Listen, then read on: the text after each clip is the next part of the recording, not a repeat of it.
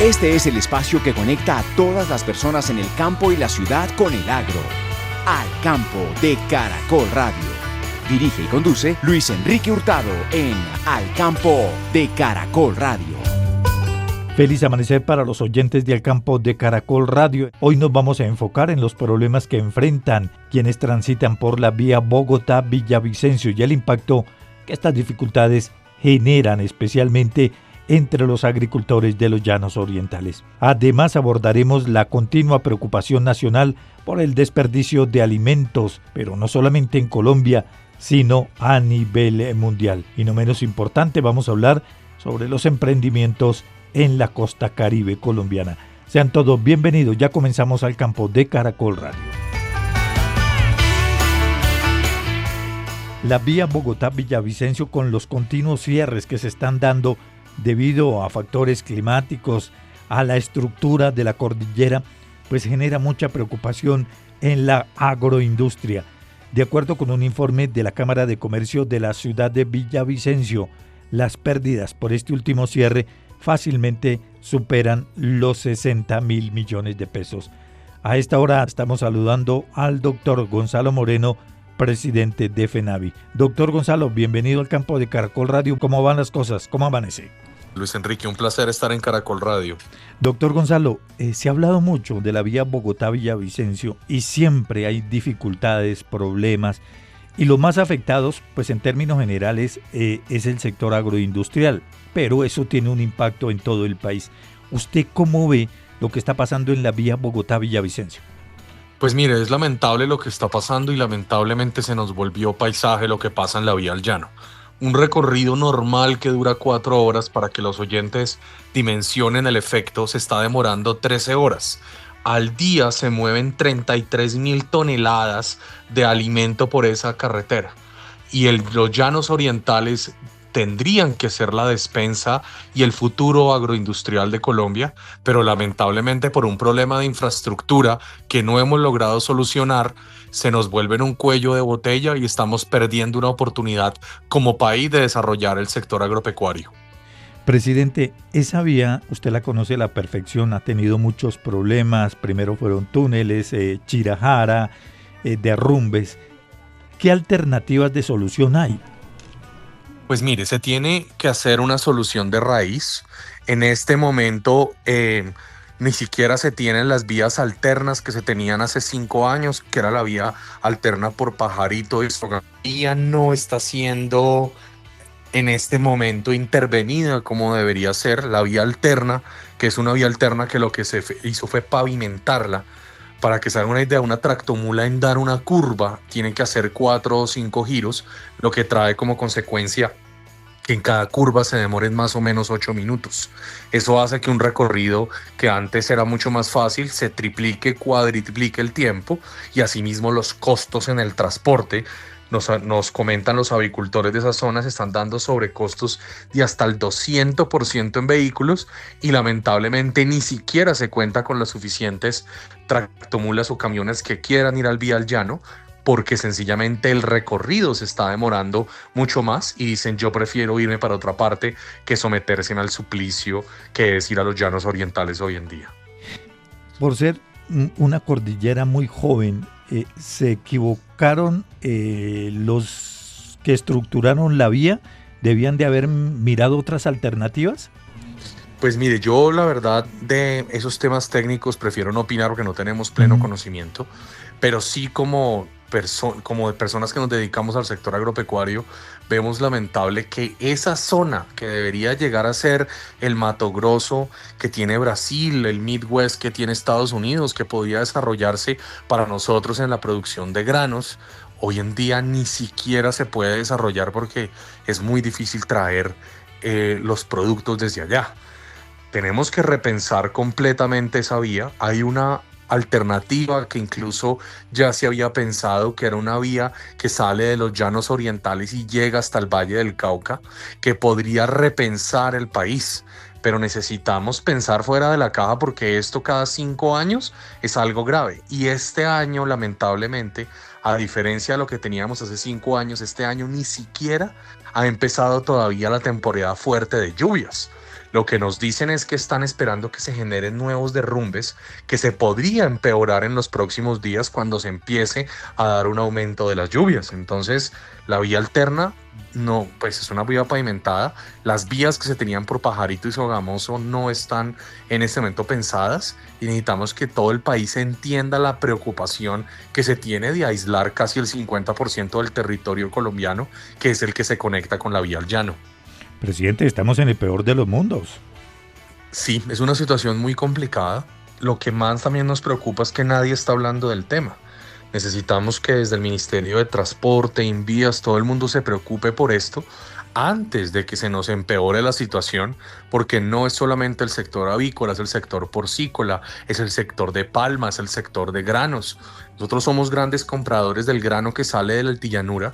Me comentaban algunos productores esta mañana que esperaban 40.000 toneladas de soya para las plantas que se encuentran aquí en el centro del país para transformarlo para alimento, pero sencillamente por las dificultades del transporte y los sobrecostos están buscando otras opciones de no comprarlo acá. Entonces, todos los esfuerzos que se hacen como país para volvernos una potencia agropecuaria, pues con esta vía es completamente imposible.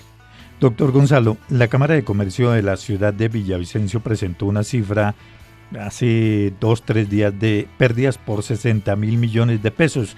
Y hablamos, por ejemplo, 18.000, ganadería, caucho, arroz, otros frutales, la agroindustria más de 10.000 millones, el comercio del turismo más de 5.000, transporte de carga supera los 2.400 millones, el transporte de pasajeros más de 2.000 millones.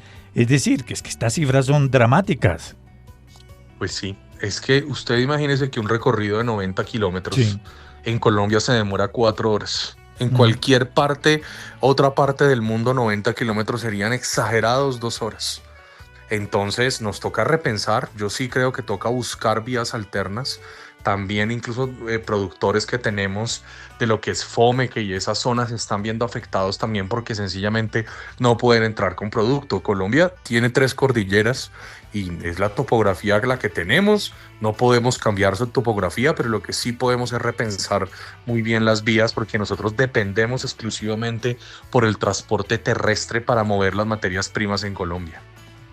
Doctor, le quería preguntar, ¿cuántas empresas del sector avícola han salido de la zona?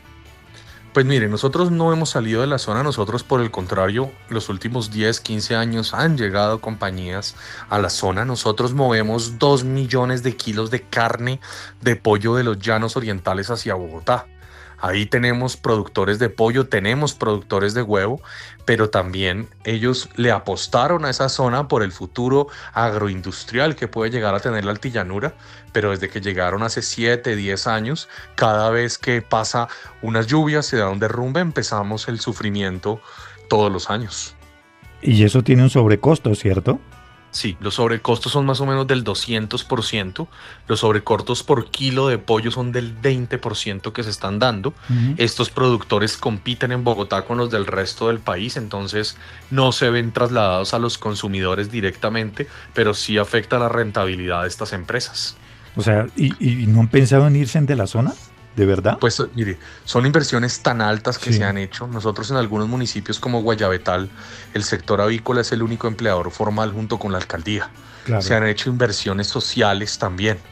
E incluso la comunidad, el alcalde de Guayabetal, si nos está escuchando, quiero agradecerle porque ellos están haciendo todo lo humanamente posible para ayudar efectivamente a sacar estas aves, a entrar el alimento, pero sencillamente es imposible ayudando. Necesitamos todo el país empujando hacia verdaderamente repensar las oportunidades que tiene la altillanura y las estamos dejando pasar por un problema de infraestructura. Bueno, en conclusión, presidente, situación muy difícil y como lo plantea usted, no se ve una solución en el corto plazo, ¿no? Pues mire, yo creo que lo primero, en vez de quejarnos, toca pasar a actuar. Se tiene que pensar muy bien los meses que vienen de lluvias, porque las lluvias no han empezado fuertemente.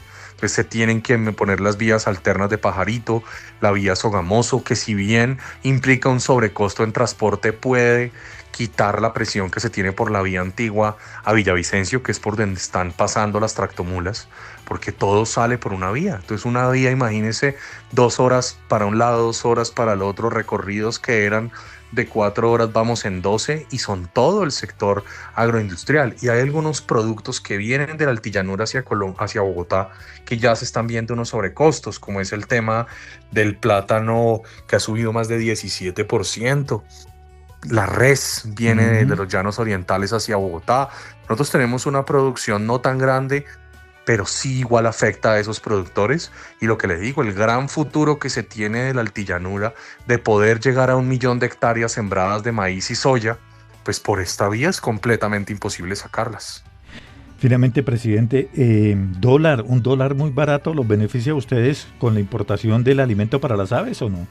Sí, claro, al final es el alimento para las aves es el 70% del costo de que están la tasa de cambio. Lo que nos dicen los expertos es que va a seguir bajando por el tema de las tasas de interés en Estados Unidos. Tenemos que ver efectivamente cuánto va a ser. Colombia está recibiendo un dólar más barato, es por la macroeconomía, pero no sabemos qué pueda pasar en los próximos meses. Lo que sí creemos es que se puede mantener la tendencia a la baja mientras continúen las tasas de interés en Estados Unidos bajando. Y a pagar deudas en dólares, ¿no? Pues nosotros no tenemos deudas en dólares, pero sí se importa la materia prima. Claro. El tema es que muchos de la materia prima que estamos consumiendo hoy no se está pagando con el dólar el 3.850, sino se está pagando con un dólar que se negoció hace 4 o 5 meses. Eso no es un tema... Todo es un tema de futuros. Entonces lo que se hacen es que se cubren para que cuando el dólar suba, pues usted no lo coja con una situación tan dramática, o cuando el dólar baja, pues no es inmediato que se transfiere eso a los consumidores, sino son 4 o 5 meses al final, que es lo que terminan los productores asegurando esa materia prima comprada. Doctor Gonzalo Moreno, presidente de FENAVI, de verdad muchísimas gracias por haber estado aquí en el campo de Caracol Radio, y vamos a estar muy pendientes de lo que pase con esta vía Bogotá-Villavicencio. Como usted lo dice, un corredor vial muy importante, no solamente para la economía de los llanos, sino de todo el país. Muchísimas gracias, presidente. Feliz día. No, a usted, Luis Enrique, muchas gracias, y tenemos que ponerle más atención a la altillanura de Colombia, que es la gran despensa agropecuaria del país. Luis Enrique Hurtado en Al Campo de Caracol Radio. Ya estamos analizando lo que está pasando en la vía Bogotá-Villavicencio, que tiene un gran impacto entre los agricultores, los productores del campo en los llanos orientales. A esta hora estamos saludando al doctor Flover Rodríguez. Él es el director de la Asociación Colombiana de Geólogos. Doctor Flover, bienvenido a Caracol Radio, Al Campo. ¿Cómo amanece? ¿Cómo van las cosas? Muy buen día, Luis, y para todos los oyentes, un gusto saludarles. Pues la vía del llano tiene un contexto geológico, digamos, bastante particular. Es una carretera que cruza el borde oriental de la cordillera oriental, desde el altiplano de Bogotá hacia el piedemonte llanero, y nosotros los geólogos la identificamos como una zona de contacto entre rocas sedimentarias de diferentes edades geológicas, que tienen unas características propias, digamos, de un comportamiento estructural que le dan ese relieve típico que conocemos, muy escarpado y con un gradiente de altitud, digamos, bastante importante.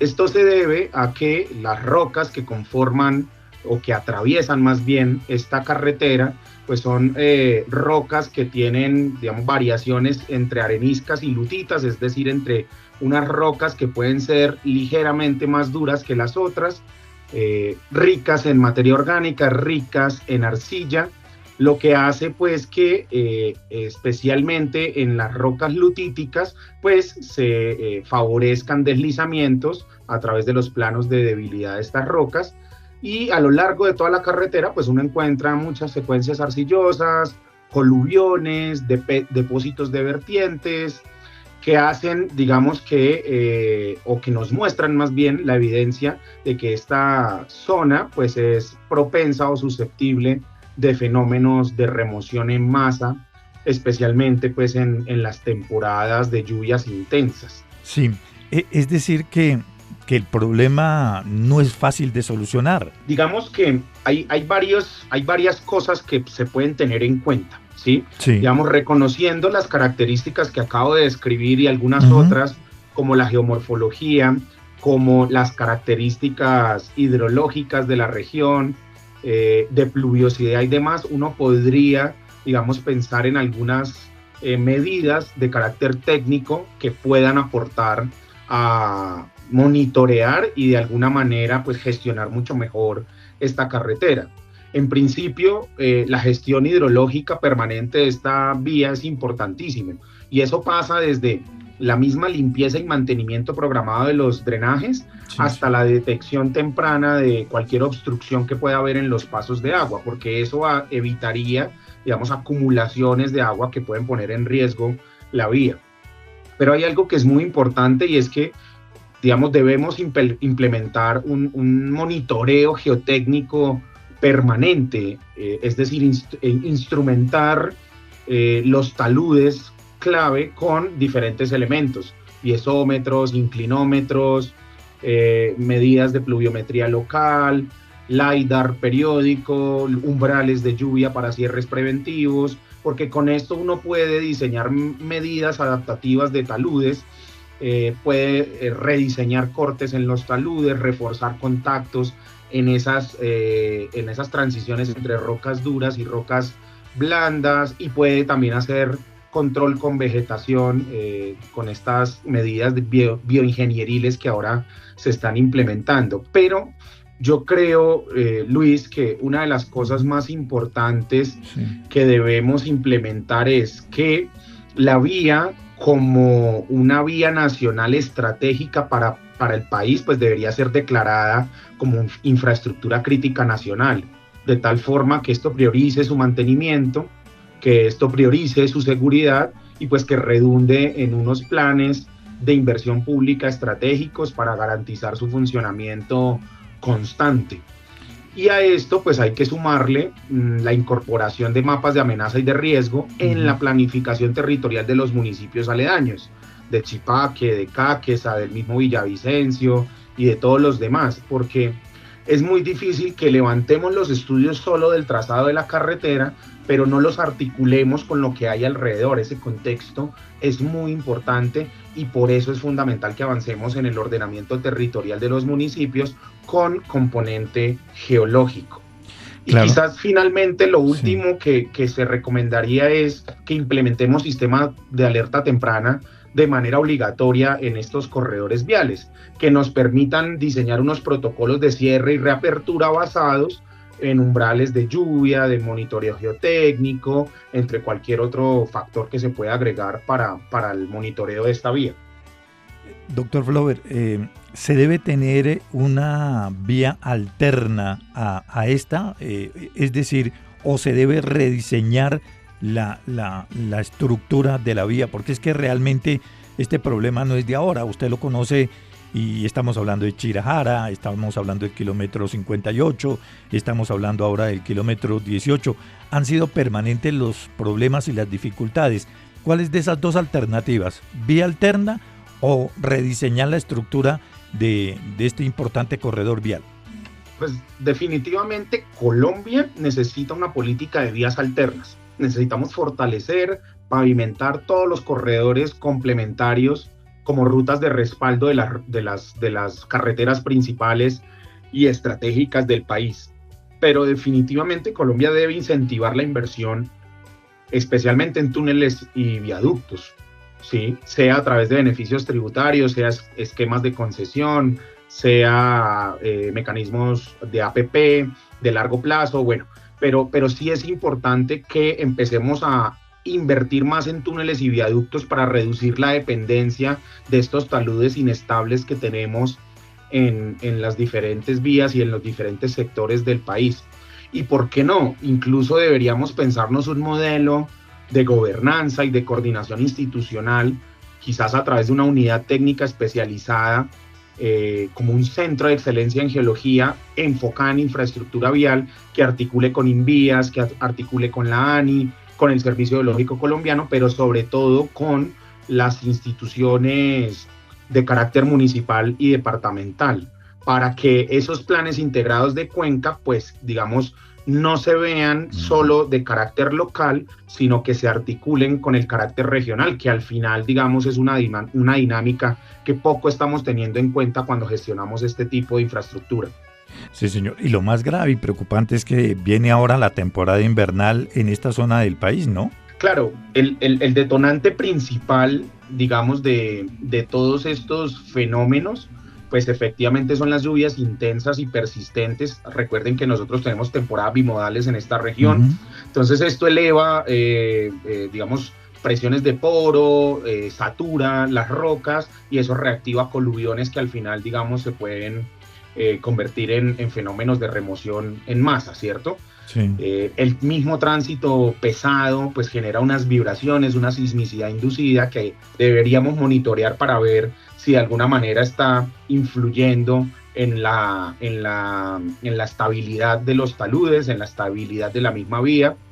Entonces sí, hay que tener muy en cuenta eso, es decir, ya sabemos que ocurre, esto no es nuevo, esto es una cosa que cada año estamos reportando, ustedes los medios de comunicación lo están reportando, entonces sí debemos hacer un esfuerzo por prevenir más que por atender, y este es un mensaje que desde la asociación le enviamos pues al gobierno nacional. La política del país en términos de gestión de riesgos debería estar más enfocada en la prevención que en la atención de los desastres.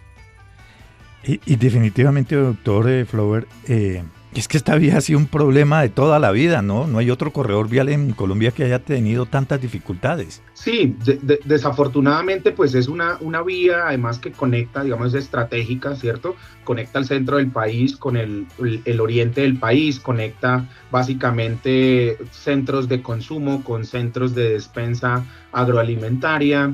Entonces todo eso le da una connotación demasiado importante a esta vía, además, digamos, de todas las demás actividades productivas que se desarrollan alrededor, digamos, de este corredor vial. Y pues desafortunadamente no tenemos vías alternas en buen estado para que uno pueda, digamos, sopesar estos cierres que ocurren de cuando en cuando. Entonces definitivamente pues tenemos que trabajar en un ejercicio de planeación estratégica, un ejercicio que incluso involucra a la población cercana en términos de educación comunitaria y de pedagogía, para que ellos también nos ayuden a hacer reportes tempranos de cualquier aviso de inestabilidad que haya en la zona, y que al final pues propenda por, uno, salvaguardar por supuesto la integridad de la vida de las personas, y dos, la infraestructura, que es muy importante en un país como Colombia, que está en vías de desarrollo y que necesita de mucha infraestructura, mucha más de la que tenemos hoy en día para poder avanzar. Doctor Flower Rodríguez, director de la Asociación Colombiana de Geólogos, de verdad muchísimas gracias por haber estado aquí en el campo de Caracol Radio, entregándonos algunas luces de lo que está pasando en esta importante carretera como es Bogotá-Villavicencio. Muy amable, feliz día, gracias. Luis, un cordial saludo, un placer saludarles a todos y que tengan un buen día. Luis Enrique Hurtado en Al Campo de Caracol Radio. El desperdicio de alimentos en el mundo es un problema tan grave y evidente que combatirlo es urgente. En esta semana que está terminando se celebró el Día Internacional de Concienciación sobre la pérdida y desperdicio de alimentos en el mundo. Y es que las cifras son alarmantes. Según datos de la propia FAO, alrededor de un tercio de todos los alimentos que se producen en el mundo se desperdician. Pero para el caso de América Latina, esta cifra es entre el 25% y el 30%. Para hablar sobre este particular, saludamos a esta hora a la doctora Alejandra Ruan. Ella es la directora de Sostenibilidad y Nutrición para América Latina de la firma Kerry. Doctora Alejandra, bienvenida al campo de Caracol Radio, un gusto saludarla. ¿Cómo amanece? Todo bien, Luis, muchas gracias. Sí, estoy aquí en la Ciudad de México. Mucho gusto de saludar. Doctora Alejandra, ustedes tienen un informe bien interesante y bien preocupante sobre el desperdicio de alimentos. ¿Qué dice este informe? Mira, Luis, es muy interesante porque justamente ahora que es el Día Internacional de la Concientización justamente sobre la pérdida y desperdicio de alimentos, es muy relevante, ya que la FAO desde 2019 junto con el Programa de las Naciones Unidas para el Medio Ambiente, hicieron este día para concientizarnos a todos sobre la gran cantidad de desperdicio de alimentos que tenemos a nivel mundial. Alrededor del 30% o un tercio de los alimentos producidos en el mundo se desperdician año con año. Imagínate lo que puede ser este desperdicio. Si nosotros pensáramos en un país, ¿de qué tamaño sería el país de todos los alimentos que se desperdician desde la producción, la cadena de producción, hasta el alimento ya a punto de ser consumido o que esté en nuestros hogares? Sería del tamaño de Estados Unidos. Entonces, eso es cada año. Entonces, yo creo que tenemos que tener una conciencia muy, muy importante sobre el desperdicio de alimentos, y en América Latina, el 25 o 30% de la producción total de los alimentos lo descartamos. Esto es desde el campo hasta el consumidor final. Entonces, yo creo que es un tema que definitivamente vale la pena. Si lo hablamos en cantidad, imagínate que 127 millones de toneladas de alimentos en América Latina y en el Caribe se están desperdiciando. Y esto es suficiente para alimentar a más de 200 millones de personas por año. Sí, doctora Alejandra, ¿eso se debe al masivo consumo, compra de alimentos que no vamos a tener capacidad de consumir en nuestros hogares? Yo creo que se debe a muchas diferentes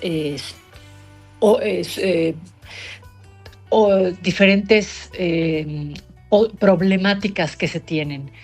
Porque al empezar desde el tema de la cadena, desde el proceso, es todo el tema de la producción, la distribución y la preservación de los alimentos. Entonces, esto lo que nos sucede es que justamente se ha hecho insostenible todo este proceso. ¿Qué quiero decir con esto? La forma justamente en la que producimos, consumimos y al mismo tiempo desechamos los alimentos ya es insostenible para nuestro planeta. Entonces, si nosotros pensamos en estos 3 puntos que yo comenté, de que la forma que producimos, consumimos y desechamos los alimentos, significa que para 2050, que vamos a ser alrededor de casi 10 millones de personas en el mundo, vamos a necesitar 3 planetas para alimentarnos. Entonces tenemos que generar de alguna manera una manera diferente desde la parte de producción, la parte de consumir y la parte de desechar. Entonces empieza, 1, cómo los producimos. Esto tiene que ver con agricultura regenerativa, tiene que ver en cómo en el momento que cosechamos todos los alimentos y los empezamos a distribuir, de qué manera mejoramos estas cadenas de suministro, y en el momento de que los empezamos a transformar los alimentos, cómo los podemos hacer inclusive más duraderos para que no pierdan o no se echen a perder estos productos, tengan una vida útil más alargada, para que los consumidores e inclusive las cadenas de distribución tengan esta posibilidad de distribuirlos con un poco más de tiempo, y las personas en nuestros hogares tengamos un tiempo más también abierto para poder tener a estos alimentos. Entonces, es una cadena completa de lo que significa justamente este desperdicio del alimento. No nada más es un punto el que debemos de estar atacando, es multifactorial definitivamente esta problemática. Ahora, en una balanza, ¿se desperdician más alimentos en el comercio minorista o en los hogares? Más o menos se desperdicia de la misma manera. ¿Por qué? porque en el comercio minorista todo el tema de la distribución genera una problemática bastante elevada. Todo el tema del campo a la distribución tiene una problemática específica. Y posteriormente de las cadenas a el hogar, también se genera una problemática diferente. Lo que nosotros en la empresa hemos medido más es el tema de la cadena a los hogares, porque es en donde nosotros podemos tener una participación más directa, precisamente porque podemos hablar ya de métodos de conservación que podemos ayudar a nuestros clientes definitivamente para tener acciones para poder ayudar justamente a evitar este desperdicio de las cadenas. Me sorprende un dato del informe de ustedes, es que de los alimentos que más se desperdician en primer lugar está el pan. ¿Por qué? Esto es muy interesante porque es uno de los alimentos que consumimos en todo el mundo, de diferentes maneras, lo preparamos de diferentes maneras, salado, dulce, en diferentes presentaciones, etc. Entonces, justamente el pan, ¿qué es lo que sucede? Tiene una vida útil en el que es muy rápido que pueda llegar a ser duro o que pueda empezar a salirle algún tipo de moho, algún tipo de característica que es bastante no adecuado o bastante que ya no nos satisfaga a nosotros precisamente el consumo del pan. Entonces, es una de las áreas en las que, imagínate como lo platicamos, ¿no? 118 millones de toneladas de pan producidas en el mundo es lo que se produce, y más del 10% es lo que se pierde o desperdicia. En algunas fábricas o en algunas áreas se reutiliza. Cuando tienes el pan duro lo puedes hacer pan molido, lo puedes desarrollar, pero en otros, cuando ya está este endurecimiento o ya tiene algún otro tipo de desecho o de microorganismo que ya el producto se echó a perder, ya es más difícil poderlo reutilizar. Entonces, a través de una conservación natural, por ejemplo, se puede ayudar a los fabricantes de pan a que este producto se mantenga fresco, se mantenga con la misma textura, a través de diferentes métodos de esta conservación, para que el pan tenga una vida útil más alargada, ¿no?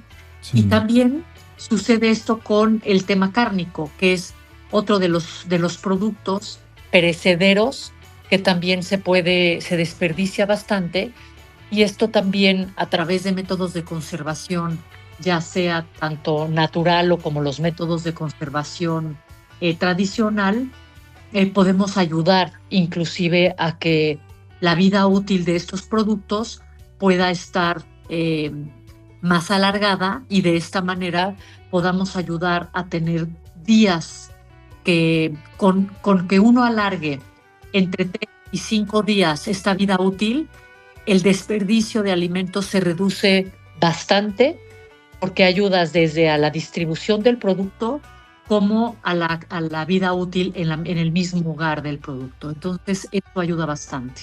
Sí, señora. Finalmente, doctora Alejandra, ustedes tienen una calculadora de desperdicios, ¿no? Sí, este es un tema bien interesante, Luis. ¿Por qué? Porque esta calculadora justamente la desarrollamos y le llamamos, en inglés se llama Food Waste Estimator, en español es justamente la calculadora para calcular el desperdicio de alimentos. ¿Qué es lo que hace esta calculadora? Por un lado, en esta calculadora podemos nosotros como consumidores calcular cuánto desperdicio estamos generando en nuestros hogares. Aparte, recordemos que el desperdicio de alimentos está ligado con el calentamiento global porque generamos gases de efecto invernadero o una huella de carbón elevado en el momento que estamos generando desperdicio de alimentos. Entonces, esta calculadora, a través de un modelo matemático que se genera en esta calculadora, uno puede ir incluyendo cuánta basura estás desperdiciando y te va justamente ayudando esta calculadora te va diciendo cuánta huella de carbono estás ahorrando o cuántas personas podrías estar alimentando en el momento que utilizas esta calculadora. Y si esta calculadora la utilizamos con algún cliente que nosotros tenemos, que está utilizando algún método de conservación que nosotros tenemos, justamente podemos ayudarle a calcular cuánto se va a ahorrar de desperdicio de alimento, del desperdicio, justamente cuánta huella de carbono va a estar evitando generar y al mismo tiempo cuántas personas va a poder estar alimentando con este desperdicio ahorrándose este desperdicio de alimentos. Entonces, es este tipo de innovación que cuando nosotros en Kerry justamente generamos alguna tecnología para ayudar a nuestros clientes, ayudamos con herramientas para que puedan también estar entendiendo cómo se puede aplicar tanto la tecnología como con estas herramientas y poder ayudar tanto a la vida útil de los productos, por ejemplo, como a la sostenibilidad del mismo planeta y ayudar también a las comunidades. Entonces es parte de lo que nosotros trabajamos en la compañía. Pues doctora Alejandra, de verdad ha sido un gusto tenerla aquí en el campo de Caracol Radio. Muy amable, muchísimas gracias y éxitos. Muchísimas gracias, Luis, y estamos para apoyarte en lo que se necesite. Luis Enrique Hurtado en Al Campo de Caracol Radio. Y ahora les contamos que la Fundación Promigas, que tiene presencia en 10 departamentos de Colombia, pero también en el Perú, en el caso de Colombia, con una participación del 40% del territorio colombiano, ayudando a los campesinos, a los emprendedores que buscan salir adelante con sus iniciativas. Las inversiones superan más de 36.145 millones de pesos y pues esta es una fundación con mucho arraigo en la costa caribe colombiana. Nos acompaña precisamente la directora de la Fundación Promigas, Marcela Dávila. Marcela, un gusto saludarla. Bienvenida al campo de Caracol Radio. ¿Cómo amanece? ¿Cómo van las cosas? Igualmente, qué gusto estar con ustedes el día de hoy. Bueno, Marcela, ¿cómo es ese trabajo en la Fundación con los campesinos, con las personas de la costa caribe colombiana fundamentalmente? Sí, la Fundación Promigas es el brazo social de Promigas y todo tu portafolio de empresas en Colombia y en Perú. Actualmente tenemos operación en 10 departamentos de Colombia a través de nuestros 4 programas: Comunidades Más Productivas, Territorios Más Sostenibles, Más Empleo Juvenil y Más Emprendimiento. Logramos aportar al desarrollo sostenible de estas comunidades, demostrando el compromiso social que tiene Promigas, no solamente con acciones puntuales, sino con una transformación real y sostenible a través del tiempo, buscando siempre como resultado mejorar sus ingresos, ese dinamismo y esa sostenibilidad de las economías de las comunidades donde tenemos presencia. Como puedes ver, tenemos diferentes productos, tenemos varios proyectos donde tenemos café de calidad de exportación, tenemos productos de emprendimiento gastronómicos alineados al core del negocio, y principalmente lo que más hacemos nosotros es que nuestros campesinos, que nuestros emprendedores no tengan intermediarios, que realmente la ganancia sea para ellos, acompañado de un fortalecimiento técnico y de sus capacidades. Marcela, ¿cuál es el acompañamiento que ustedes realizan, por ejemplo, a estos emprendimientos? ¿Acompañamiento de carácter económico? ¿Hacen un seguimiento?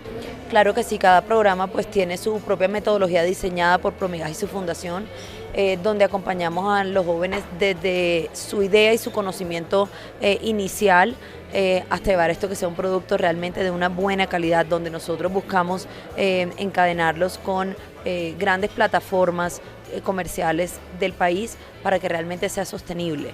Lo que buscamos desde Promigas y su empresa es ser un buen vecino, generar ese desarrollo en cada una de las comunidades, demostrando así por qué Promigas es reconocida por ese compromiso social con sus comunidades.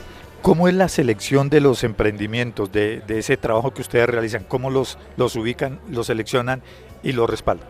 Lo más importante siempre para nosotros ha sido poner a nuestro beneficiario en el centro, es llegar al territorio y es co-crear. Esto no es solamente de una parte de nosotros, sino ellos también aportan desde sus ideas, su tiempo, sus conocimientos, su experiencia.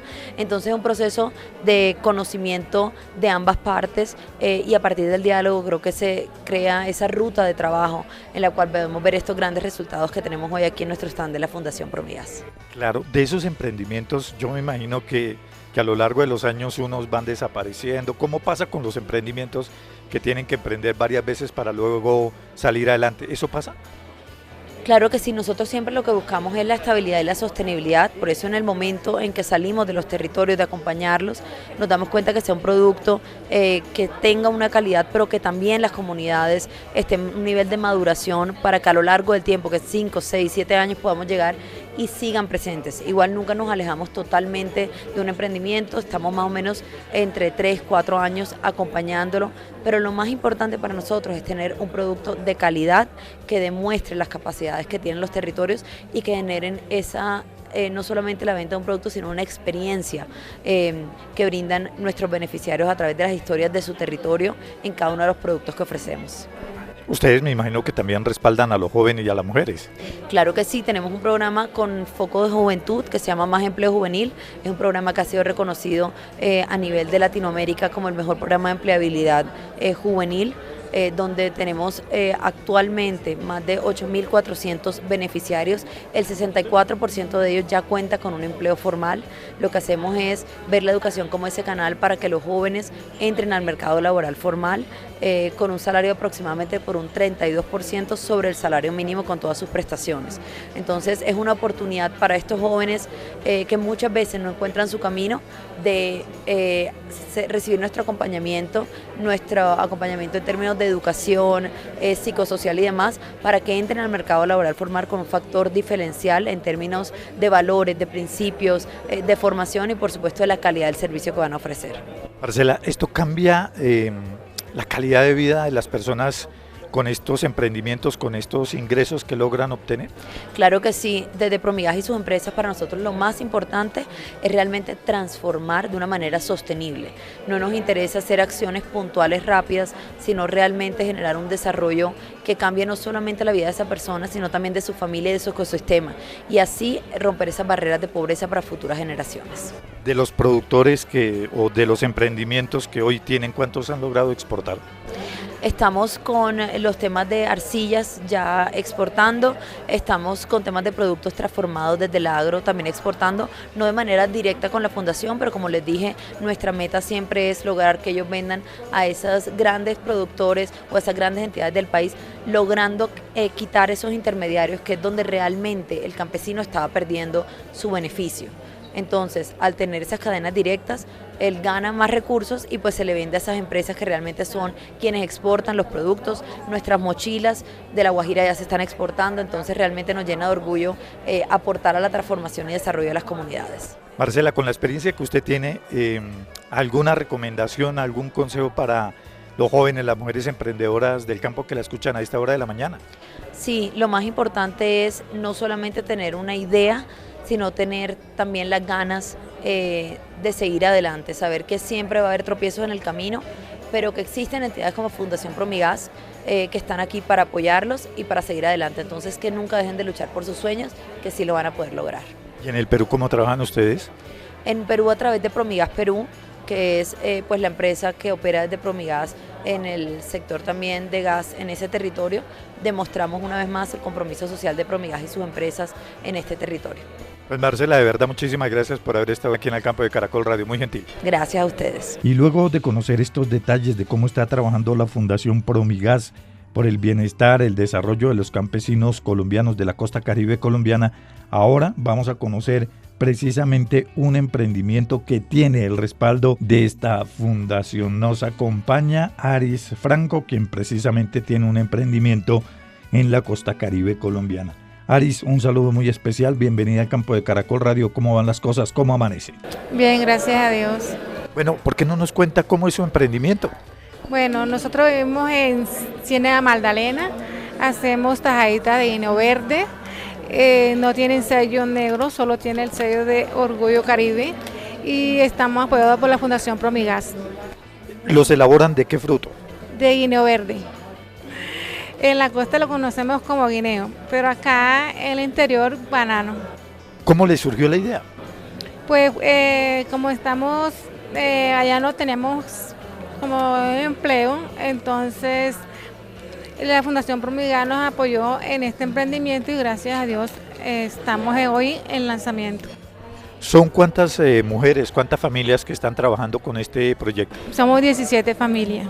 ¿Y cómo les ha ido? Bien, gracias a Dios. ¿Y tienen buen mercado? Ahora estamos empezando con este nuevo producto y sí, hemos vendido bien, gracias a Dios, bastante, sí, estamos vendiendo. O sea, lo elaboran del guineo. Sí. ¿Cómo es el proceso para obtener este producto? Este proceso, o sea, es artesanal. Lo lavamos el guineo, lo pelamos, lo tajamos en unos calderos, lo freímos, lo secamos con unas toallitas para secar y luego le echamos sal baja en sodio, aceite de girasol. Por eso es que el producto no tiene sellos negros, solo tiene el sello de Orgullo Caribe. O sea, es orgullosamente del Caribe. ¿Y esto qué le ha representado para ustedes? ¿Un cambio de vida? Sí, esto es un cambio de nuestra vida porque con esto ya tenemos un empleo y podemos generar ingresos a nuestra familia. ¿Y les va bien? Gracias a Dios nos está yendo bien. ¿Qué les recomendaría a ustedes a las mujeres que la escuchan, que están intentando también emprender con esta clase de productos? Que no se rindan, que luchen por lo que quieren, que los sueños se hacen realidad. ¿Se hizo realidad para ustedes? Sí, sí, nuestros sueños se están haciendo realidad poco a poco, pero gracias a Dios en estos momentos nos está yendo muy bien. De verdad, muchísimas gracias y éxito, ¿no?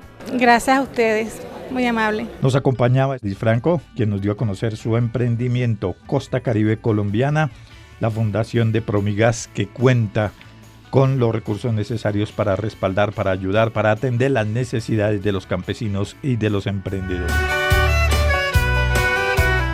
Nos despedimos, nos volveremos a escuchar para continuar hablando, dialogando de los hechos, las noticias más importantes del sector agroindustrial.